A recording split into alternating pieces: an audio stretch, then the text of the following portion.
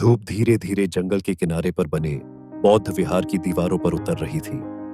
People के पेड़ की घनी छांव में बैठे भगवान बुद्ध ध्यानमग्न थे। शांति ऐसी थी कि पत्तियों की सरसराहट भी किसी संगीत की तरह प्रतीत हो रही थी। उनके सामने बैठे कुछ भिक्षु मौन में ध्यान लगा रहे थे और कुछ उन्हें एकटक निहार रहे थे, जैसे कोई जीवन का रहस्य उनकी आंखों में खोज रहा हो। उसी समय एक युवा भिक्षु अनुपम, जो कुछ ही महीनों पहले संघ में शामिल हुआ था, धीरे से उठा और बुद्ध के पास आकर बैठ गया। उसके मन में एक प्रश्न बहुत दिनों से उठ रहा था, जिसे आज वह पूछने से रोक नहीं पाया। भगवान, उसने धीरे से कहा, एक बात पूछनी है। बुद्ध ने आंखें खोली और शांत स्वर में बोले, पूछो। अनुपम, आपके पास तो कुछ भी नहीं है, भिक्षु बोला। न कोई घर, न संपत्ति, न परिवार, न अधिकार। फिर भी आप इतने शांत, इतने संतुष्ट कैसे रहते हैं? क्या आपको कभी कुछ पाने की इच्छा नहीं होती? बुद्ध ने उसकी ओर देखा, मुस्कुराए और धीरे से पास रखा मिट्टी का कटोरा उठाया। यह वही कटोरा था जिसमें वे भिक्षा लेते थे, सादा, सामान्य, बिना किसी आभूषण के। उन्होंने कटोरे को हाथ में घुमाते हुए कहा, अनुपम, देख रहे हो यह कटोरा? भिक्षु ने सिर हिलाया। हाँ प्रभु, मेरे पास यदि कुछ है तो बस यही कटोरा है, बुद्ध बोले। इसी से मैं भिक्षा लेता हूं और यही मेरी संपत्ति है। पर इस कटोरे में मेरी शांति का रहस्य छुपा है। अनुपम कुछ समझ नहीं पाया, लेकिन बुद्ध की आंखों में वह चमक देख पा रहा था जो किसी कोरे पाठ को जीवन में उतार लेने से आती है। बुद्ध ने धीरे धीरे बोलना शुरू किया और उनकी वाणी समय की परतों को हटाती हुई उसे एक पुराने अनुभव में ले गई। बहुत पहले की बात है। उस समय मैं सिद्धार्थ था, राजा शुद्धोधन का पुत्र। मेरे पास सब कुछ था, महल, सुख सुविधाएं, दास दासी, घोड़े, रथ, वस्त्र, रत्न, भोजन, जो चाहो वह सब। फिर भी मेरे भीतर एक खालीपन था, एक ऐसा शून्य जिसे किसी भी भौतिक वस्तु से भरा नहीं जा सकता था। एक दिन जब मैंने वृद्धावस्था, बीमारी और मृत्यु को देखा, तब पहली बार जीवन की नश्वरता का बोध हुआ और उस दिन से मेरी आंखें खोल गईं। मैंने सोचा, यदि यह सब क्षणभंगुर है तो इसका मोह क्यों?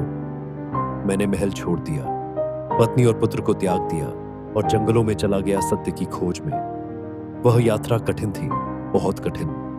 शरीर को तपाया, वर्षों तक उपवास किया, कड़ाके की सर्दी में ध्यान लगाया और अंततः एक दिन जब बोधि वृक्ष के नीचे बैठा था, तब वह अनुभव हुआ, प्रकाश की वह झलक जिसने मेरी आत्मा को भर दिया।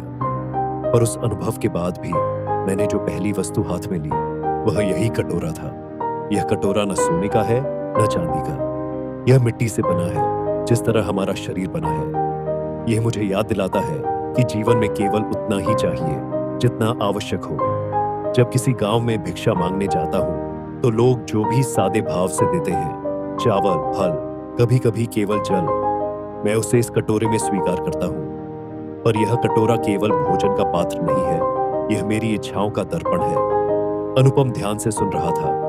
उसकी आंखें बुद्ध के कटोरे पर टिकी थीं, पर मन बुद्ध के शब्दों में डूबा हुआ था। बुद्ध आगे बोले, अनुपम, संसार की सबसे बड़ी संपत्ति चीजें नहीं होती।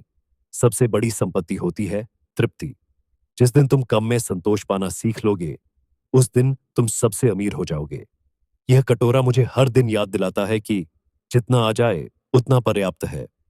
जो नहीं मिला उसकी चिंता नहीं करनी, और जो मिला है उसे कृतज्ञता से स्वीकार करना।